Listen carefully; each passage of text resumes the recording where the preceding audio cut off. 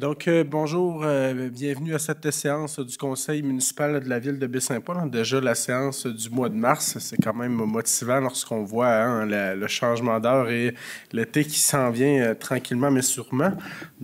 Pour débuter, je vais demander à notre greffier, M. Bouchard, s'il vous plaît, de procéder à la lecture de l'ordre du jour. Avis vous est par les présentes données par le sous-signé greffier de la municipalité qu'une séance ordinaire se tiendra le lundi 10 mars 2025 à compter de 19h à l'endroit désigné, soit au 15 rue Forgette à Baie-Saint-Paul. Les sujets traités seront les suivants, à savoir A. Ouverture de la séance, en B. Adoption de l'ordre du jour, en C. Lecture au dépôt des minutes, en D. Règlement. 1. Consultation publique portant sur la demande de dérogation mineure D 2025-02 pour le 281 rang Saint-Antoine-Nord, suivi s'il y a lieu de son adoption. En 3. Consultation publique portant sur la demande de dérogation mineure D 2025-03 pour le 510 chemin Saint-Tour, suivi de son adoption s'il y a lieu. En 5, consultation publique portant sur la demande de dérogation mineure D 2025-04 pour le 280 chemin Saint-Laurent, suivi s'il y a lieu de son adoption. En 7, avis de motion d'un règlement qui portera le numéro R899-2025 ayant pour objet de modifier le règlement sur les usages conditionnels R636-2015 afin d'autoriser une unité d'habitation accessoire pour un garage d'une habitation bifamiliale dans la zone H122, suivi en 8 de l'adoption du premier projet de règlement R899-2025. En 9, avis de motion d'un règlement qui portera le numéro R900-2025, ayant pour objet de modifier le règlement sur les usages conditionnels R636-2015 afin d'autoriser, hors du périmètre urbain, la conversion d'un bâtiment utilisé comme ressource intermédiaire en habitation multilogement. En 10, adoption du premier projet de règlement R900-2025. 11, avis de motion et dépôt d'un projet de règlement qui portera le numéro R901-2025 en matière de délégation de certaines compétences à certains fonctionnaires et de contrôle et suivi budgétaire. Administration et législation, 1. Adhésion et cotisation 2025. En 2. Inondation, cession de terrain, 27-33 rue Saint-Joseph. En 3. Étude hydrogéomorphologique de la rivière du Gouffre, mandat. En 4. Établissement d'une servitude de drainage et de non-construction, chemin Saint-Placide-Sud. 5. Gestion des cours d'eau, nomination des responsables. 6. Hôtel de ville, travaux sur la toiture, décret. En 7. Adoption de la politique d'accessibilité universelle. En 8. Kiosque d'alimentation rapide, Mme Cynthia Duchesne. Et en 9. Embauche. Dans voirie et hygiène du milieu, 10. Achat d'un GPS, équipement d'arpentage, décret. 11. Augmentation de la capacité de traitement des eaux usées, demande de subvention. Dans urbanisme et mise en valeur du territoire, 12. Le programme PSMMPI, autorisation de paiement pour le 121 rue Saint-Joseph. En 13, demande de permis PIA pour le 280 chemin Saint-Laurent. Loisirs, parcs et culture, 14, le festif, diverses autorisations. En 15, pavillon du Saint-Laurent, protocole d'entente avec GAPE. 16, réfection de la patinoire extérieure et aménagement d'un terrain de pickleball. Dépôt des demandes de subventions et décrets. Dans affaires nouvelles, délégation, demandes diverses. 1, brunch de l'UPA de Charlevoix-Ouest, demande de commandite. 2, colloque santé Charlevoix, participation financière. En 3, Mathilde Fortier, freestyle football, demande de commandite. En 4, tournoi de golf, délégation. En 5, vélo Charlevoix, appui et contribution financière au projet Charlevoix Destination Vélo. Suivi en G de la correspondance du mois de février 2025. H, lecture des comptes de 25 000 et plus et adoption des comptes du mois de février 2025. Suivi en 1 de la lecture des comptes de 25 000 et plus et adoption des comptes du mois de février 2025. En 2, dépôt de la liste des amendements budgétaires janvier-février 2025. En 3, rapport de délégation du directeur général. I, période d'intervention des membres du Conseil, suivi en J, questions du public et en cas levé ou ajournement de la séance. Merci, M. Bouchard. Donc, je vais prendre une proposition pour l'adoption du jour. Donc, j'ai M. Boily qui propose et j'ai M. Ménard qui seconde. Maintenant, dans la section D, règlement, D1, consultation publique portant sur la demande de dérogation mineure D 2025-02, c'est le 281, rang Saint-Antoine-Nord. La demande est pour autoriser l'implantation d'une piscine en cours avant du bâtiment principal alors que le règlement prescrit une interdiction en cours avant. Les raisons qui sont évoquées par le requérant, c'est que l'emplacement est très éloigné du chemin public, soit plus de 250 mètres. L'espace de vie extérieur également sur le terrain est prévu à l'avant de la résidence. La dérogation mineure, là, si elle est acceptée non plus, elle ne portera pas atteinte à la jouissance par les propriétaires des immeubles voisins de leur droit de propriété. Il y a eu analyse là, par le comité consultatif d'urbanisme. Les membres du comité recommandent positivement au conseil municipal d'accorder la dérogation. On est en consultation publique. Est-ce qu'il y avait des gens qui étaient présents ici même dans cette enceinte qui voulaient se faire entendre sur ce dossier? Non. Est-ce qu'on avait eu, M. Bouchard, des commentaires au préalable? Aucun commentaire. Aucun. Donc, je vais clore à l'instant même la période de consultation publique. Est-ce que j'ai quelqu'un qui propose l'adoption de la dérogation? Donc, j'ai M. Duchesne qui propose. Est-ce que j'ai un secondeur? M. Bessonne. Donc, la demande est accordée.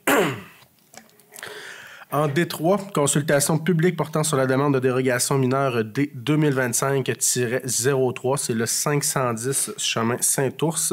C'est pour autoriser la création d'un lot dont la largeur de la ligne avant est de 6,24 mètres, alors que le règlement prescrit une largeur minimale de 50 mètres.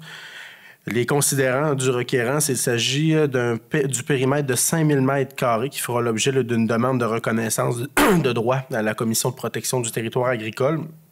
Un bâtiment là, qui date de 1976, donc qui a quand même quelques années, même avant l'entrée en vigueur là, de la loi là, sur la protection du territoire agricole.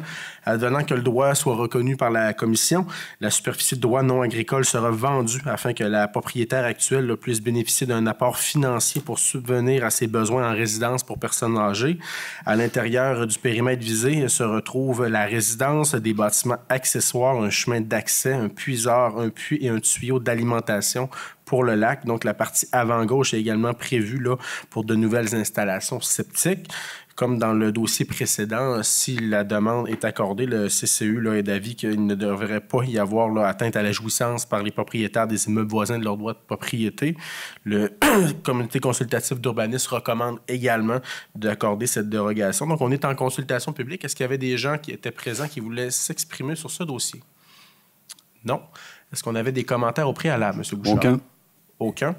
Donc, je clôt à l'instant même la période de consultation publique. Est-ce qu'il y avait des proposeurs pour l'adoption du dossier? Donc, j'ai M. Boily qui propose et j'ai M. Fizette qui seconde. Donc, la dérogation est accordée. D5 maintenant. Consultation publique portant sur la demande de dérogation mineure D 2025-04. C'est le 280 chemin Saint-Laurent. C'est pour autoriser l'implantation d'une piscine en cours avant du bâtiment principal, alors que le règlement prescrit, comme dans le dossier précédent, une interdiction en cours avant. Les considérants qui sont évoqués, c'est que le terrain est d'une très grande superficie. Les voisins n'auront pas de vue là, sur la piscine. La piscine ne sera que partiellement visible du chemin Saint-Laurent. Il y a déjà également une terrasse existante à l'avant, ce qui facilite l'accès à partir de la maison à la piscine à cet endroit. La présence d'un puits artésien à l'arrière limite l'installation à cet endroit. L'implantation est à une grande distance des lignes du lot. Donc, on parle de 75 mètres de la ligne avant, 230 mètres de la ligne latérale droite et 54 mètres de la ligne latérale gauche. Également, il n'y aura pas d'atteinte à la jouissance par les propriétaires voisins de leur droit de propriété. Et le comité consultatif d'urbanisme recommande également au conseil municipal d'accorder la dérogation mineure. On est en consultation publique. Est-ce qu'il y avait des gens qui voulaient aller au micro pour ce dossier? Je m'en doutais bien. Donc, pour ceux qui sont à la télévision, qui n'ont pas entendu le commentaire, donc les requérants sont présents dans cette salle et recommandent également au conseil municipal d'accorder la dérogation. Monsieur Bouchard, est-ce qu'on avait des commentaires au préalable? Aucun. Aucun. Donc, on va clore à l'instant même la période de consultation publique. Est-ce que j'ai un proposeur? Donc, j'ai M. Besson qui propose et j'ai M. Fizette qui seconde. Donc, la demande est accordée.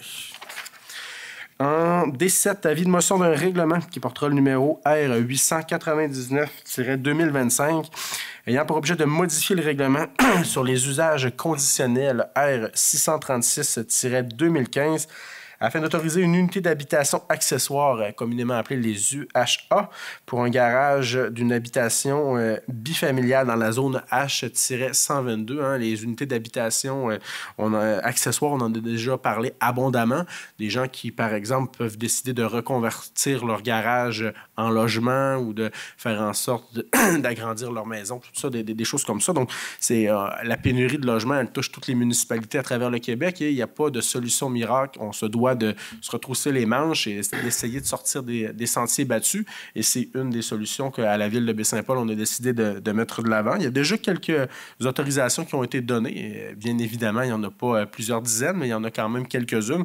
Et là, on vient modifier notre réglementation là, pour qu'on puisse, là, dans le secteur, là, en fait, là, de la rue Labbé, pour qu'on puisse... On a une demande et on veut venir permettre là, à un propriétaire de réaménager son garage pour en faire un appartement. Le projet, comme mentionné, dans la zone H-122. Donc, on vient modifier notre législation. Il y a eu une demande là, par un propriétaire donc sur la rue Labbé, le 21 de rue Labbé. Et le comité consultatif d'urbanisme recommande au conseil municipal là, d'aller de l'avant pour un processus de modification réglementaire. Donc, ce soir, on dépose un avis de motion, première adoption, et il y aura là, les deux autres adoptions qui vont suivre dans les séances à venir. Donc, est-ce que j'ai quelqu'un qui dépose l'avis de motion? Donc, j'ai M. Ménard qui dépose l'avis de motion. Donc, comme vous déposez l'avis de motion, vous allez être également le proposeur du premier projet législatif. Et j'ai Mme Bouchard qui seconde. Et je vois que tout le monde était prêt là, à proposer là, pour ce projet. En D9, avis de motion d'un règlement qui portera le numéro R900-2025, ayant pour objet de modifier le règlement sur les usages conditionnels. Oui, M. Besson aussi va se retirer là, de ce projet, donc on va l'inscrire au procès verbal. Donc, le règlement sur les usages conditionnels R636-2015 afin d'autoriser, hors du périmètre urbain, la conversion d'un bâtiment utilisé comme ressource intermédiaire en habitation multilogement. Qu'est-ce que veut dire ce grand titre? Encore une fois, c'est pour vaincre la pénurie de logements. On en avait déjà parlé il y a quelques temps. Des gens qui ont opéré des résidences là, en déficience intellectuelle par le passé, donc qui sont souvent des vastes résidences lorsqu'il y avait plusieurs usagers là, à l'intérieur de la résidence. Des fois, les gens décident aussi de prendre leur retraite, donc s'il vous plaît, de mettre un terme à leur contrat avec le CIUS. Et les gens se retrouvent avec de grandes résidences et c'était pas permis nécessairement là, de reconvertir dans différents usages. Donc, nous, on était d'accord pour permettre à une résidence, donc dans le passé, une résidence qui est au 203 chemin Sainte-Catherine, donc le propriétaire qui exploitait une résidence pour personnes en déficience intellectuelle dans le passé. Et il a décidé de prendre sa retraite, donc il se retrouve avec une grande résidence. On avait autorisé qu'il puisse se reconvertir pour faire des logements. Cependant, ce n'était pas conforme au schéma d'aménagement de la MRC de Charlevoix. On a donc entrepris des démarches avec la MRC pour que la MRC modifie son schéma d'aménagement. Ça a été fait. On est allé jusqu'au ministère des Affaires municipales. Le ministère des Affaires municipales a donné également son avis de conformité. Donc, on recommence la procédure. Maintenant, ça va être conforme au schéma d'aménagement. Et encore une fois, c'est une autre solution qu'on utilise pour faire en sorte d'avoir différents logements sur le territoire de Baie-Saint-Paul. On l'a vu dans la dernière année, la ville de Baie-Saint-Paul. Encore une fois, en 2024, ça avait été la même chose. En 2023, tout ça, ça fait quelques années qu'on est la municipalité de tout Charlevoix qui a le plus grand nombre de nouveaux arrivants. Donc, c'est quand même de très bonnes nouvelles de voir que Baie-Saint-Paul gonfle ses rangs. Je l'ai dit aux membres du conseil dernièrement, souvent quand on dit dans les présentations, Baie-Saint-Paul, une municipalité de 7 000 habitants, il faut arrêter de dire ça. Présentement, à Baie-Saint-Paul, on est maintenant 7 852 précisément. Donc, on est plus près du 8 000 CNIL que du CNIL. Donc, on change le discours et fort probablement qu'au courant de la prochaine année ou d'ici 2 ans, on atteindra le fameux 8 000. Qui sait-on jamais, est-ce qu'on atteindra le 10 000 dans les prochaines années? On voit que les différents projets de développement de la municipalité, c'est quand même de très belles nouvelles et la ville de Baie-Saint-Paul est une ville qui brille par son dynamisme. Donc, est-ce que j'ai quelqu'un qui dépose l'avis de motion? Donc, j'ai Mme Bouchard qui dépose l'avis de motion. Vous allez également être la proposeur du premier projet. Est-ce que j'ai un secondeur? Donc, j'ai M. Boily. On peut dire également à M. Besson de pouvoir nous réintégrer. Oui, on va lui laisser.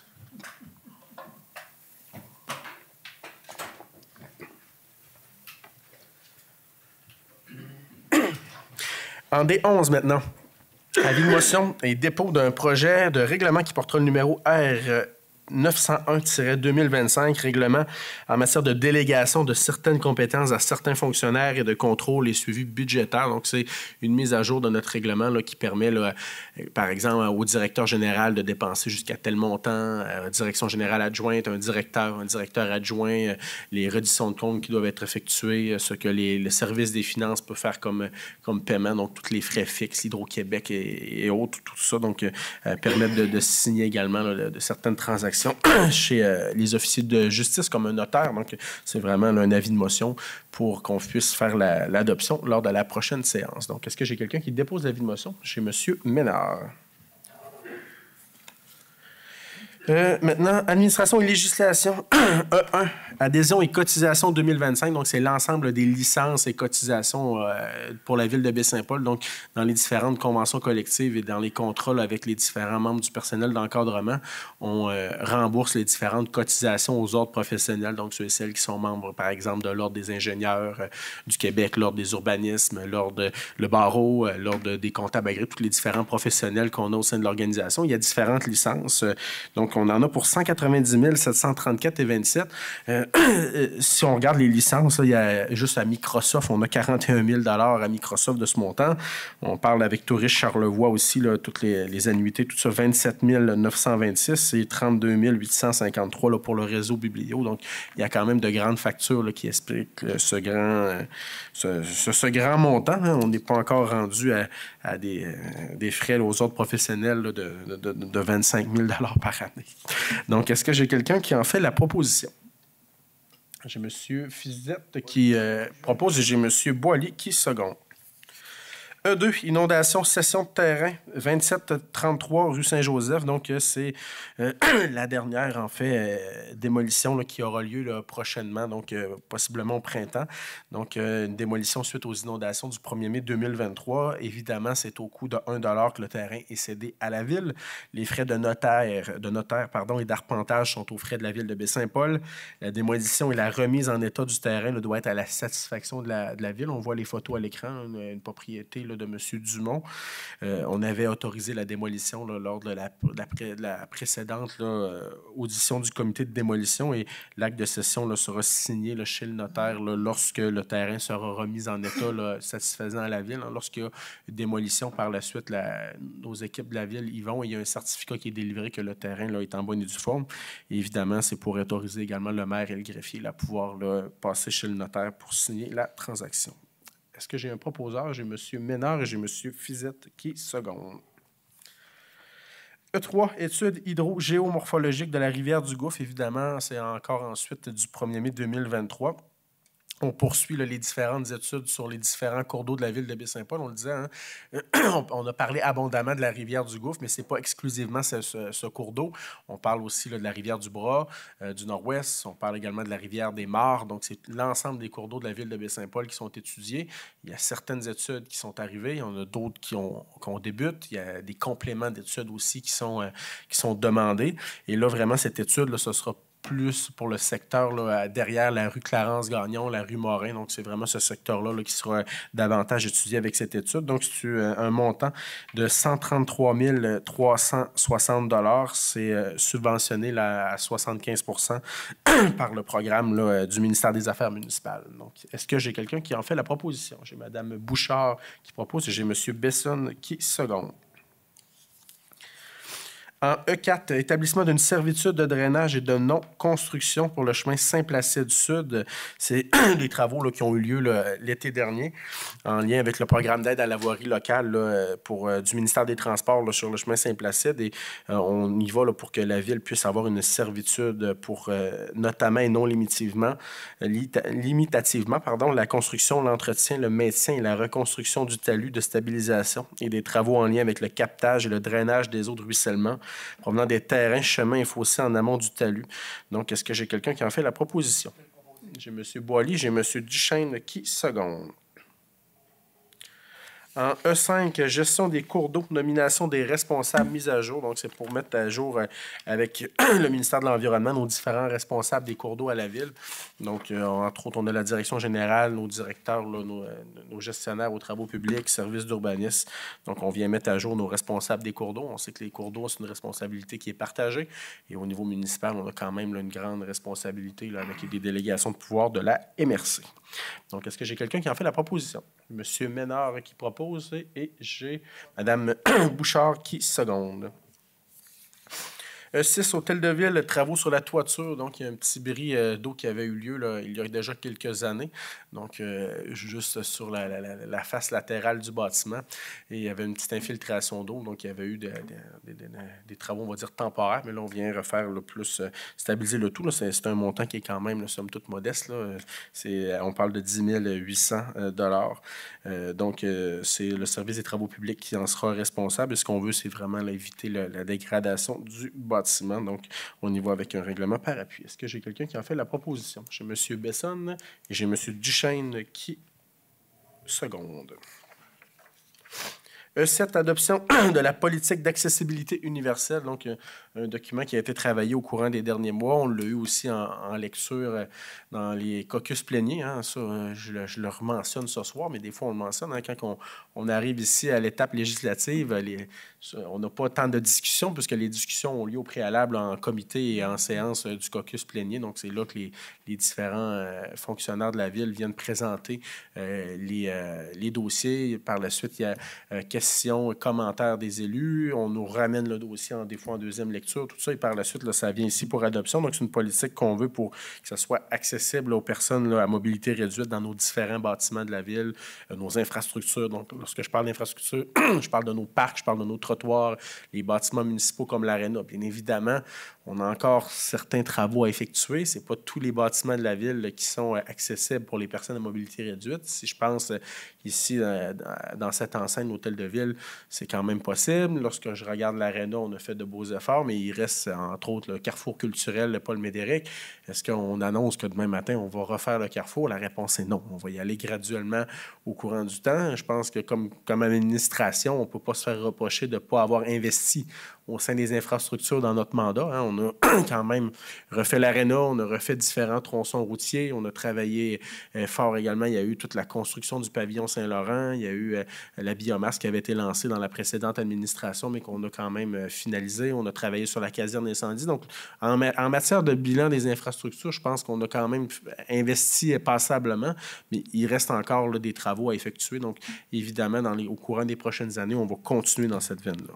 Donc, est-ce que j'ai quelqu'un qui a fait la proposition? Je vais la proposer. Est-ce que je peux faire un complément d'information? Un secondaire aussi, puis après ça, je vous laisse la parole. Monsieur Duchesne va seconder. Donc, allez-y, Mme Bouchard. Oui, donc là, on parle vraiment de l'accessibilité au niveau municipal. J'avais quand même posé la question au niveau commercial, comme on a quand même beaucoup de nouvelles constructions. J'aurais aimé ça, mais par contre, ce n'est pas de juridiction municipale, mais provinciale, si je ne me trompe pas, monsieur le maire. Vous avez entièrement raison. Fait que nous, cette politique-là, on peut juste inciter les gens. Fait que je fais un appel vraiment aux gens qui font de nouvelles constructions. Penser, dans le fond, l'accessibilité, parce que quand on la pense d'abord, c'est très peu coûteux là, pour mettre nos installations, puis on parle pas juste de personnes à mobilité réduite, ça va aussi rendre service beaucoup aux papas, aux mamans, aux parents qui ont des poussettes et tout ça. Fait que faut penser à la communauté en général, puis juste l'accessibilité, on pense en handicap, mais on va penser aussi là, à toutes nos belles poussettes de ce monde. Donc, voilà. Bien d'accord avec vous, Mme Bouchard. 8, kiosque d'alimentation rapide. Donc, on en avait déjà accordé là, des permis là, lors de la séance de février dernier. On aura un été qui s'en vient quand même dans les prochains mois. Et comme à l'habitude, on autorise là, certains types de restauration rapide, là, communément appelés les casse-croûtes à Baie-Saint-Paul. Donc, je les répète, là, il y en aura un encore, le Ultra Bouffe, qui sera dans la cour à côté du Maxi. Je dis pas la cour du Maxi, puisque le terrain appartient à la ville. Il y aura également le casse-croûte chez Daniel qui reviendra au Kiorama. Au salon de quai de Charlevoix, désolé, j'étais pas à jour. Et il y aura également un autre casse-croûte qui sera là, à côté là, du Charlevoix Mazda. Et on vient permettre à Mme Cynthia Duchesne, là, à la suite de négociations, là, qui pourra revenir là, dans le secteur du quai là, pour la saison estivale 2025. Donc, c'est l'ensemble des permis là, qui seront octroyés là, par le conseil municipal. Donc, est-ce que j'ai quelqu'un qui propose pour autoriser Mme Duchesne et les différentes aussi là, modalités de son entente? Donc, j'ai M. Ménard qui propose et j'ai M. Besson qui seconde. Un 9, nomination au poste de conseillère cadre en communication, donc un poste qui a été quand même là, bien couru. Il y a des gens au niveau des médias aussi là, qui ont bien hâte de connaître le nom de la personne. Je blaguais ce matin en caucus, je disais c'est presque la nomination d'un ambassadeur de Baie-Saint-Paul à Paris. Ça a suscité énormément de rumeurs, énormément de discussions, de textos. Donc c'est un poste qui a été grandement couru. On a eu une vingtaine de candidatures là, pour ce poste au sein de la ville de Baie-Saint-Paul. On le mentionne régulièrement, la ville, elle est attrayante. C'est une belle municipalité. On a Mme Lucane Tremblay, qui est directrice des communications et du développement durable depuis maintenant plusieurs années, qui va quitter là, pour une retraite au courant des prochains mois. Et on a lancé un processus de sélection le 10 février dernier. Comme je mentionnais, là, plus d'une vingtaine de candidates et candidats. Il y a eu présélection par notre service des ressources humaines ici à l'interne. Par la suite, il y a eu entrevue de certaines candidatures. Il y a un comité de sélection qui a été formé de moi-même, du directeur général, M. Gagnon. Il y avait notre conseillère en ressources humaines, Mme Joëlle de la Roseville et Mme Tremblay. Donc, on est venu là, avec une recommandation de candidature. Donc, on entérine ce soir la nomination de Mme Cindy Asselin. Donc, c'est une dame qui est native de la région de Charlevoix, qui avait quitté là, justement là, pour les études, tout ça, qui est dans la région des Laurentides. Donc, cette dernière là, a travaillé quand même plus de 12 ans d'expérience, en communication, travaillé entre autres dans les chambres de commerce, au niveau également des MRC. Donc, un bon bagage là, qui nous aidera à habituer dans les consultations publiques, dans la rédaction de communiqués de presse, tout ça. Donc, elle va faire son entrée le 24 mars prochain ici à l'Hôtel de Ville de Baie-Saint-Paul. Donc, on lui souhaite la bienvenue.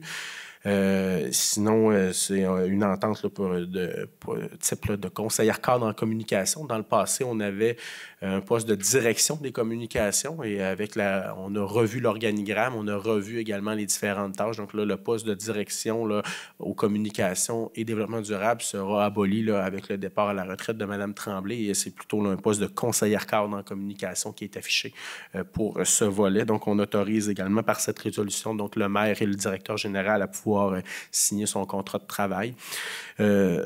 Ça n'a pas été facile, je vous le dis. Il y a eu plusieurs bonnes candidatures qui ont été déposées. On avait un poste, donc c'est plusieurs. Il y a eu entrevue, il y a eu test écrit, il y a eu validation en psychométrie également par la suite. Donc, on arrive là, avec cette nomination. Est-ce que j'ai quelqu'un qui en fait la proposition? J'ai Mme Bouchard qui propose et j'ai M. Fizette qui seconde. En voirie et hygiène du milieu, en 10, achat d'un GPS, équipement d'arpentage, décret. Donc, on en avait déjà parlé lors de l'adoption du plan triennal en immobilisation, un équipement qui est quand même aujourd'hui, qui fait partie du parc d'équipements de base pour un service des travaux publics. C'est pas un GPS là, pour une voiture, c'est vraiment pour faire de l'arpentage, pour que notre technicien en génie civil là, puisse là, faire plus de travaux à l'interne, donc qu'il soit plus autonome dans son travail. Ce qu'on veut, c'est d'être efficient. On gère des données publiques, donc on veut que ça coûte le moins cher possible et qu'on en ait pour notre argent. Il y a certaines choses qu'on effectuait, là, qu'on donnait à contrat, comme on dit en bon québécois, dans certaines réfections de rue que maintenant on va pouvoir faire à l'interne. Donc, c'est le groupe Cancel qui a été retenu. Donc, c'est un montant de 44 000 là, pour les équipements. C'est des équipements qui vont servir sur plusieurs années et on pense que c'est quand même intéressant là, de pouvoir éviter d'aller là, dans le secteur privé pour ce ce type de contrat. Donc, on va payer ça à même notre fonds de roulement. Donc, on se prête de l'argent à nous-mêmes. On n'a pas besoin d'emprunter. Donc, est-ce que j'ai quelqu'un qui en fait la proposition? J'ai M. Duchesne et j'ai M. Ménard qui seconde. En 11, augmentation de la capacité de traitement des eaux usées, demande de subvention. On l'a mentionné dans les derniers mois, avec le développement de la ville de Baie-Saint-Paul. Aujourd'hui, nos capacités de pompage des eaux usées sont quand même là, dans la zone pratiquement atteinte. Donc, on se doit d'apporter de nouveaux travaux et d'y aller avec une usine de traitement des eaux. Hein. Dans les dernières années, on avait bonifié le nombre de fois où on vidait les boues. On a ajouté des dégrilleurs. On a travaillé sur nos bassins, mais là, c'est plus assez là, pour satisfaire les normes de l'environnement. On se doit d'avoir une usine de retraitement. Ça coûte quand même très cher. On parlait au début d'un projet de 20 millions. On est plus autour de près un peu plus d'une dizaine de millions. Et là, on y va là, pour autoriser notre équipe là, à déposer une demande d'aide financière dans le cadre du programme fédéral du Fonds canadien pour les infrastructures liées au logement. Il y a 2 volets. Donc, le premier volet là, est à prestation directe avec le fédéral et le deuxième est en attente là, d'une confirmation. Quand il y a des programmes fédéraux, provinciaux, des fois, c'est plus long. Hein? Il doit y avoir des discussions entre les 2 ordres de gouvernement. Et là, les discussions ne sont pas terminées encore entre Québec et Ottawa. Le premier volet, donc, c'est un financement de 50 % de la part du fédéral, ce qui est quand même intéressant, alors que le deuxième volet, comme je le mentionne, les discussions ne sont pas terminées entre le gouvernement canadien et celui du Québec. Donc, on va voir par la suite. Mais ce projet là, ce qu'on a donné comme directive à nos différents gestionnaires qui sont concernés dans le projet, c'est un petit peu comme à la pêche, de lancer plusieurs lignes dans différents programmes de subventions pour regarder si on est en mesure là, d'avoir des subventions, puisque des montants de plus de 10 millions, lorsque c'est payé exclusivement par la ville de Baie-Saint-Paul, ben, c'est quand même de grosses factures. Donc, on est à regarder différentes possibilités de financement et ce soir, on vient d'en déposer une autre. Donc, est-ce que j'ai quelqu'un qui a fait la proposition? J'ai Mme Bouchard et j'ai M. Fizette qui seconde. Urbanisme et mise en valeur du territoire en 12, PSM-MPI, autorisation de paiement du 121 Saint-Joseph. Donc, c'est des travaux qui ont eu lieu. Donc, l'ancien revêtement de l'annexe arrière avait été retiré durant les travaux de levage de la maison. On voit les photos qui sont projetées à l'écran. Un nouveau revêtement en clin de bois a été installé sur l'annexe arrière afin de s'harmoniser au revêtement de briques de la maison. La subvention a pu être possible puisqu'il y avait également un solde disponible dans le cadre là, de notre programme en protection du patrimoine. Donc, c'est des travaux là, qui portaient là, à 8 495,11 et la subvention est de 5 097,7. Donc, toujours intéressant. Est-ce que j'ai quelqu'un qui en fait la proposition? J'ai M. Ménard qui propose et j'ai M. Duchesne qui seconde.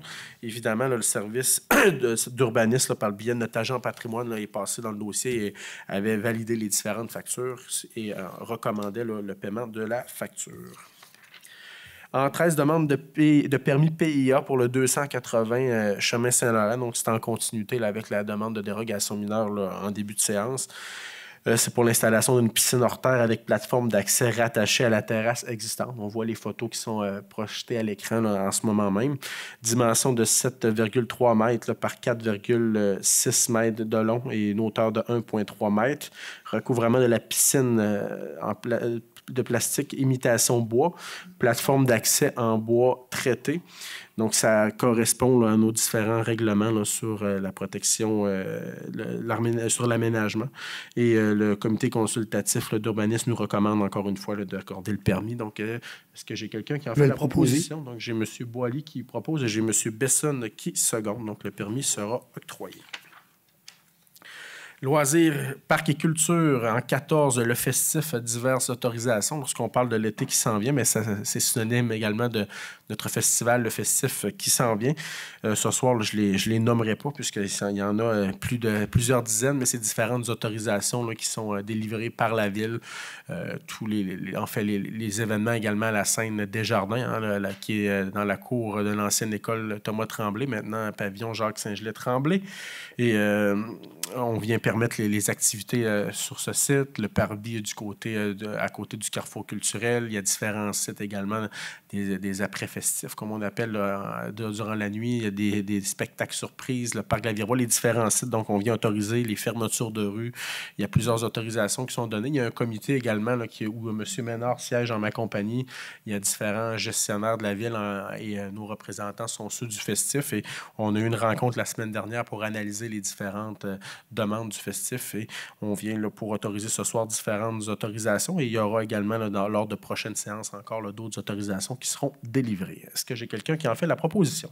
J'ai M. Ménard qui propose et j'ai M. Fizette qui seconde.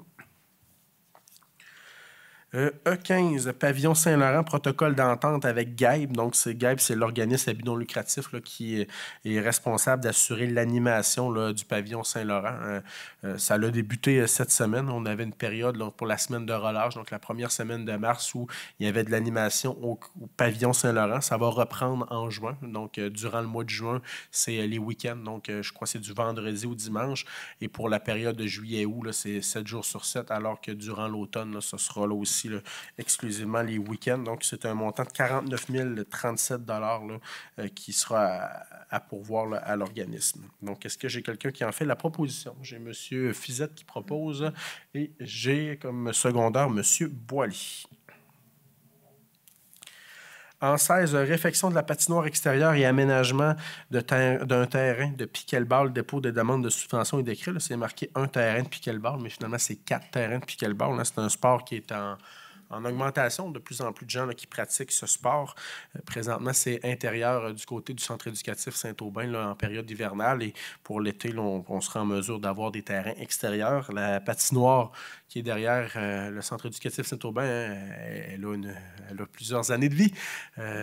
Les bandes sont à refaire. Donc, on a un projet là, vraiment pour refaire l'ensemble de la patinoire et d'ajout de terrain de pickleball. Donc, c'est un projet de 100 000 $ qui est subventionné quand même là, passablement. On parle de la très grande partie. Là. En fait, la contribution de la ville de Baie-Saint-Paul est de 9 000 $ là, sur le projet total via notre fonds de roulement sur 5 ans. Sinon, le reste, c'est vraiment en majeure partie grâce à l'éolien. On parle des fois de l'énergie éolienne, mais c'est un autre exemple hein, que l'éolien, ça a du positif. C'est le projet de la MRC de Charlevoix, Rivière-du-Moulin, qui permet de donner des dividendes puis des redevances là, aux municipalités. Et ça, on voit que la majeure partie du projet est payée par l'éolien. Dans ce montant-là, sur le montant de 100 000, on en a là, plus de 60 000 qui est payé en éolien. Donc ça, c'est pas de l'argent qu'on prend là, dans les poches des citoyennes et des citoyens. Donc, bien intéressant. Et on vient autoriser M. Philippe Dufour à déposer les différentes demandes de subvention, mais c'est des choses qui sont pas mal toutes attachées. Donc, est-ce que j'ai quelqu'un qui en fait la proposition? J'ai M. Duchesne et j'ai Mme Bouchard qui seconde. Affaires nouvelles, les délégations demandent diverses en F1. Brunch de l'Union des producteurs agricoles de Charlevoix-Ouest demande de commandite. Donc, il y aura le brunch de l'UPA là, qui aura lieu le 30 mars prochain. C'est au Calme Manoir et on vient le commanditer donc, à la hauteur de 200 $. Donc, est-ce que j'ai quelqu'un qui en fait la proposition? M. Boily. Et j'ai comme secondaire M. Besson. F2, colloque Santé Charlevoix, participation financière. Donc, colloque qui est organisé là, par le docteur Jean-Luc Dupuis, justement sur les saines habitudes de vie. Donc, j'aurai l'occasion d'être coprésident d'honneur en compagnie du maire de la Malbaie, Michel Couturier. Ça se déroulera au Petit Manoir là, du côté de la Malbaie le 29 et 30 mai prochain. Donc, plusieurs personnes là, qui sont connues là, sur la scène québécoise qui travaillent dans la promotion des saines habitudes de vie. Donc, ancien médaillé olympique, il y aura Pierre Lavoie, qui est bien connu des gens de la santé publique, de différents acteurs de la région. Donc, la ville de Baie-Saint-Paul vient participer financièrement pour un montant de 500 $ là, pour l'événement. Donc, est-ce que j'ai quelqu'un qui en fait la proposition? M. Fizette et chez M. Besson qui seconde. F3, Mathilde Fortier, freestyle football, demande de commandite. Donc, Mathilde, hein, qui est une jeune de Baie-Saint-Paul qui travaille à nous faire rayonner hein, par la pratique de son sport. Là, elle a gagné là, plusieurs championnats. Et là, elle va participer là, au championnat canadien à Toronto cette année et possiblement là, au Mexique là, pour le championnat nord-américain. Donc, c'est quand même de grandes compétitions sportives. Et on est toujours heureux de voir des gens de Baie-Saint-Paul hein, qui nous font très bonne presse là, sur la scène nationale et même internationale. Donc, on vient là, donner une commandite de 300 $ là, pour Mathilde. Donc, j'ai Mme Bouchard qui propose, j'ai M. Boily. Je l'appuie, c'est... D'accord. F4, tournoi de golf. L'été s'en vient. Donc, 4 tournois de golf qu'on participera cet été. Donc, on va participer au tournoi de golf là, de la Fondation de l'hôpital de Baie-Saint-Paul. On participera également à celui de la Chambre de commerce de Charlevoix, de la Coopérative des techniciens ambulanciers du Québec et également celui de la prévention du suicide. Donc, on vient, là, c'est 4, lorsqu'on participe, on y va pour 4 droits de jeu, donc un forcium, comme on dit. Et c'est M. Duchesne là, qui est responsable de compléter les inscriptions là, auprès des clubs de golf pour inscrire les différents membres de la municipalité. Est-ce que j'ai quelqu'un qui en fait la proposition? Donc, j'ai M. Besson et j'ai M. Fizette qui seconde. J'y vais également à l'occasion, malgré que j'y vais pas pour mes talents.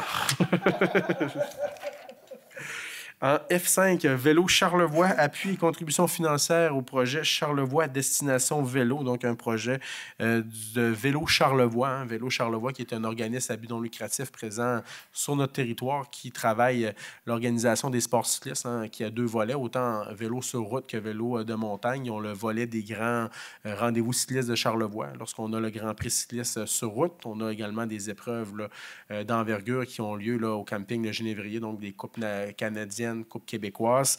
Et aussi, il y a le projet du domaine des cimes, donc il y a au niveau de Saint-Urbain, les mines, et il y a également là, d'autres activités en vélo de montagne qui ont lieu du côté de la Malbaie aux Sources Joyeuses. Et Vélo Charlevoix prend quand même une grande mission là, en matière de promotion de la pratique cycliste dans la région et veulent quand même soutenir les municipalités, travailler à valoriser les ressources naturelles et touristiques du territoire. Et ce qu'on vient faire, là, c'est de les appuyer là, au montant de 2 000 $ pour leur projet. Donc, il y a quand même un grand partenariat avec Tourisme Charlevoix. Donc, il y aura des annonces qui seront annoncées là, de leur côté, mais on trouve intéressant là, de continuer à appuyer là, nos partenaires de Vélo Charlevoix. Est-ce que j'ai quelqu'un qui en fait la proposition? Donc, j'ai M.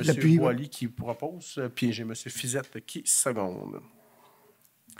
Correspondance du mois de février, donc elle a été remise aux membres du conseil. Donc, les membres du conseil ont posé question lors de la séance en caucus plénier. Donc, c'est un dépôt. Maintenant, on est en H, lecture des comptes de 25 000 $ et plus, adoption des comptes du mois de février 2025. Donc, en 1 pour la lecture des comptes de 25 000 $ et plus. Donc, je vais demander à notre directeur général, M. Gagnon, de procéder à cette lecture lorsque son micro sera en fonction. Merci, M. le maire. Oui, justement, c'est pour ça. Donc, pour les comptes du mois de février, au niveau du fonds d'administration, un montant de 1 200 573, dont 904 575 représentent des montants de 25 000 et plus que je vais vous énumérer. Le centre de gestion du complexe de PFM, contribution d'hiver, 266 674.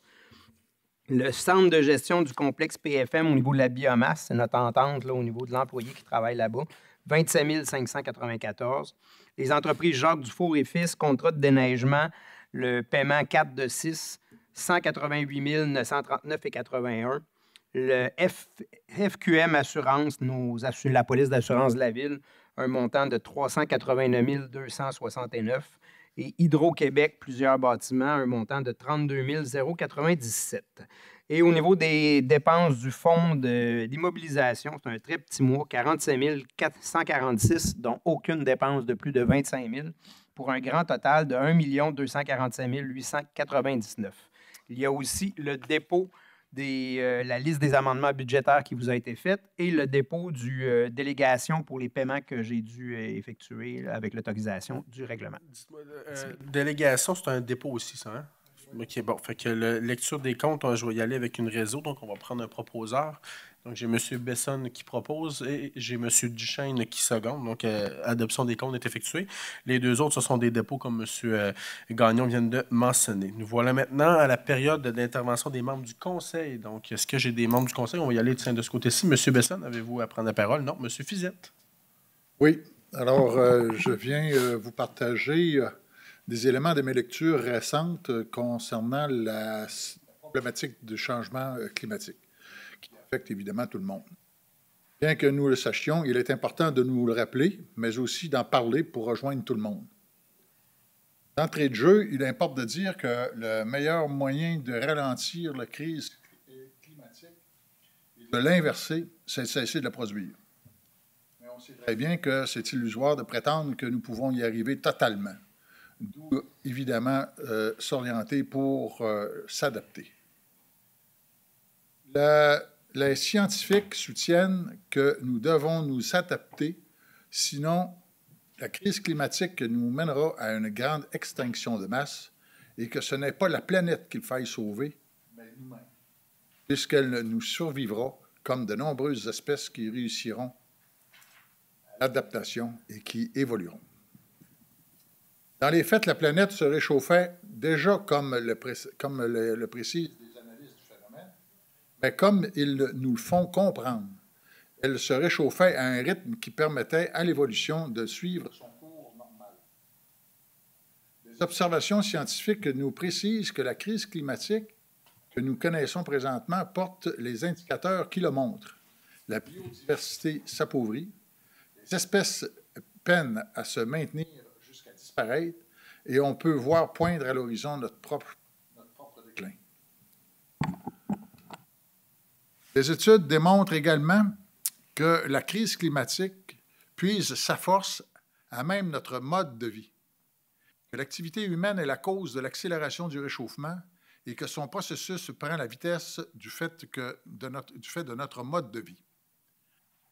Le climat devient de moins en moins hospitalier pour de plus en plus d'espèces et finalement pour nous. Il ne nous reste qu'à s'adapter pour survivre. Nous n'avons plus le choix. Et s'adapter ne signifie pas l'abandon des efforts qui doivent se poursuivre et être beaucoup plus intenses afin de ralentir ce réchauffement pour nous donner du temps pour s'y résilier.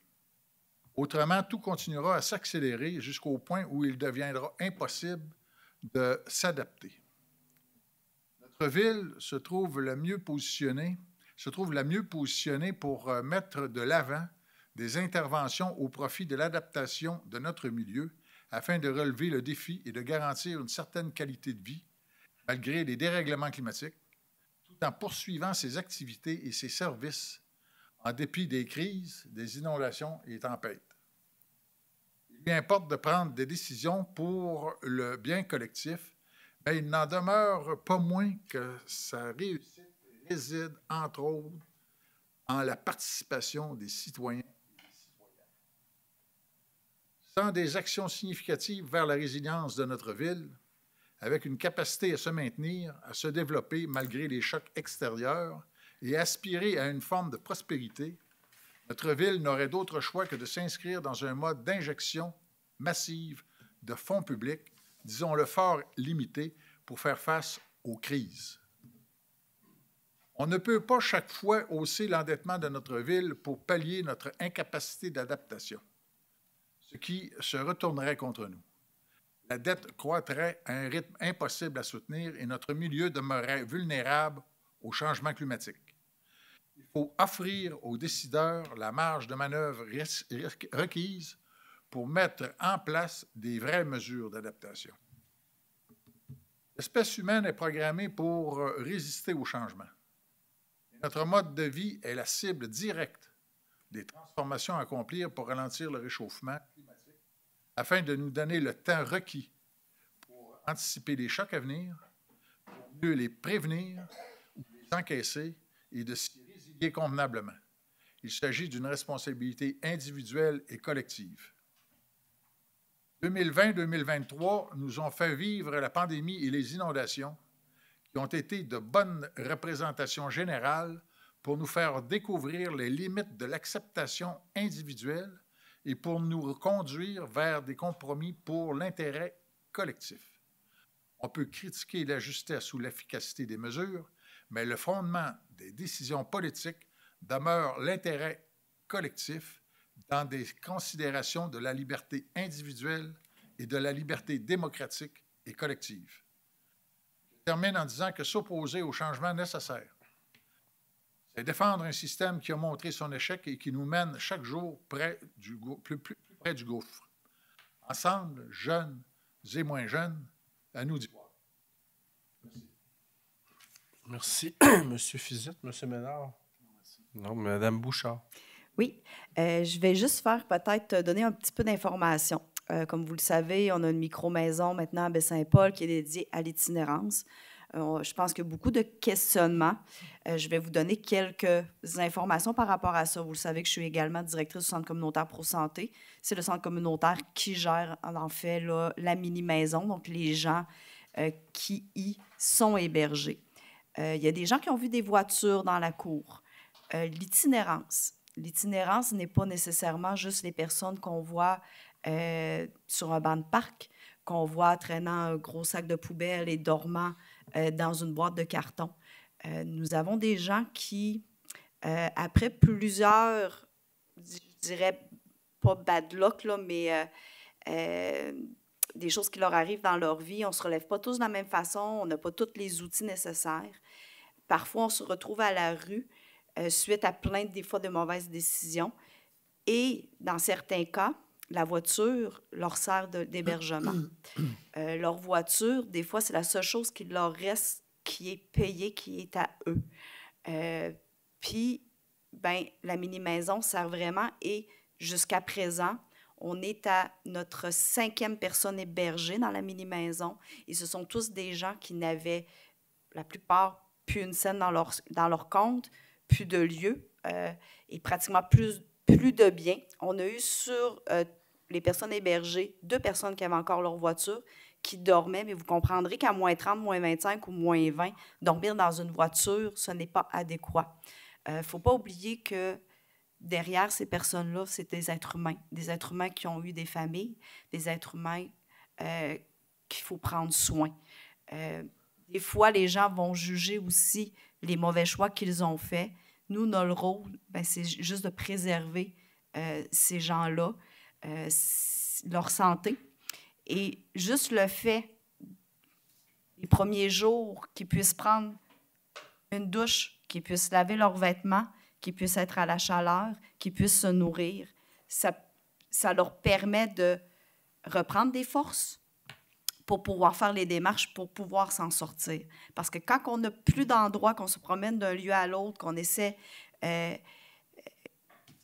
se nourrir comme on peut, souvent, j'en ai qui disent « j'ai pas dormi de la nuit parce que je suis dehors, j'ai essayé de me trouver des petits coins chauds ». Ben, la mini-maison fait vraiment une différence pour ces personnes-là. Et je peux vous assurer, parce qu'on le sait, là, on a eu plusieurs commentaires, pas juste à moi, là, j'en ai entendu un peu partout, comme de quoi on mettait des gens, c'était pas l'itinérance, mais qu'on mettait les gens qu'on voulait. Non, ce n'est pas ça l'objectif de la mini-maison. Il y a vraiment des gens actuellement qui sont très, très vulnérables. C'est sûr qu'à Baie-Saint-Paul, dans Charlevoix, on n'est pas habitué à voir cette itinérance-là. Elle existe, elle est là. Et souvent, c'est des gens qui sont issus de notre communauté. Donc, tu sais, on peut juger, c'est facile le jugement. Par contre, il ne faut jamais oublier, c'est des êtres humains, on en prend soin. Et la voiture, bien, souvent, c'est le dernier bien qui leur reste, qui est payé, qui est à eux, puis ça leur permet d'aller travailler. T'sais, une fois qu'on les a, qui se sont réchauffés, qui ont repris des forces, qui sont propres, ça peut être simple, là, mais juste être propre nous permet de se présenter, aller porter un CV et avoir un peu de dignité. Donc, je voulais juste faire, puis n'hésitez pas, vous pouvez nous aborder pour nous poser des questions. On va y répondre, ça va nous faire plaisir, plutôt que de partir des rumeurs. Ça va nous faire plaisir de répondre à ces questions-là. Puis on aide vraiment sérieusement ces personnes-là. Donc, merci beaucoup à la Ville de Baie-Saint-Paul qui a pris cette initiative-là, d'accepter cette mini-maison-là. Des étudiants aussi. N'oublions pas que c'est des étudiants qui l'ont bâti. Ça change la vie de plusieurs personnes qui sont très vulnérables dans notre population. Fait que j'espère avoir mieux répondu aux questions que la population peut avoir. Merci, Mme Bouchard. Puis je suis bien d'accord avec vos propos. Hein. Les gens m'abordent également en lien avec la mini-maison. La Ville en est le propriétaire. Mme Bouchard vient de le souligner, que ça a été fait par les étudiants là, à Vie-Charlevoix, du Centre de services scolaires de Charlevoix. On a eu un beau partenariat dans ce projet-là. Et le centre communautaire est responsable de toute la gestion des demandes, comme Mme Bouchard l'a mentionné. Donc, ce n'est pas la Ville qui sélectionne les personnes pour y aller. Et ce n'est pas un hôtel. Hein. Fait que lorsqu'on est dans ce bâtiment-là, il n'y a pas personne. Aussi, c'est une question d'honneur, tout ça. Donc, quand on est à demander d'aller avoir un toit temporaire, je dis bien temporaire, puisqu'on ne peut pas là, demeurer 6 mois dans cette maison-là, c'est parce qu'on n'a plus grand carte là, dans notre jeu. Et une chose que je peux vous dire, connaissant également Mme Bouchard et son équipe du centre communautaire, si les gens sont sélectionnés pour y aller, c'est qu'ils sont vraiment dans le besoin. Quand j'entends des gens qui disent « Ah, ben, je passe à telle heure de la journée, la personne est là, il y a telle voiture, tout ça », ben, ce sont là, c'est parce qu'ils ont besoin d'être là. C'est pas parce que la personne est en séjour à l'hôtel. Lorsqu'ils sont là, c'est qu'ils ont besoin d'être là. Monsieur Duchesne. Oui, bonjour. Ma petite chronique sportive. Donc, le conseil est avec moi pour offrir nos plus grandes félicitations à James Savard-Ferguson pour son triomphe hier en snowboard cross en Ontario. C'est tout qu'un exploit qu'il a fait, ce jeune homme-là, et une grande famille en passant. Et j'aimerais mentionner que James et sa sœur Rose seront en Autriche bientôt au championnat du monde. Donc, c'est pas rien, c'est un exploit extraordinaire pour cette famille-là. Deux enfants en même temps qui vont aller au championnat du monde. Moi, je pense qu'il faut saluer ça là, abondamment.